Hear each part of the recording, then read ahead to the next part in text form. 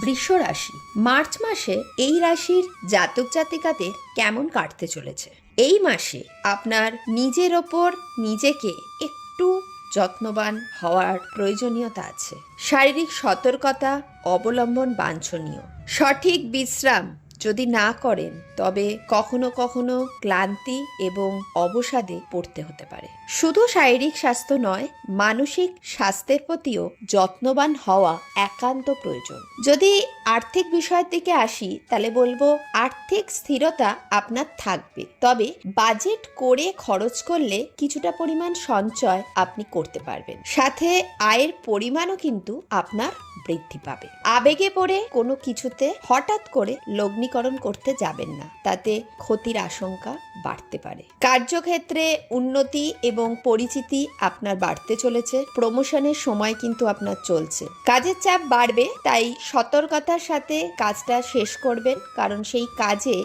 ভুলের সম্ভাবনা বিদ্যমান। যদি বলি ভালোবাসা, এই বিষয়ে এই মাসটি আপনার অনুকূল। কথাবার্তার মধ্যে শান্ত ভাব বজায় রাখবেন, তাতে সম্পর্ক ভালো থাকবে। কোনো ঝামেলার সমাপ্তি হয়ে সময়ের পরিবর্তন ঘটবে। প্রত্যহ গণেশের পুজো করবেন।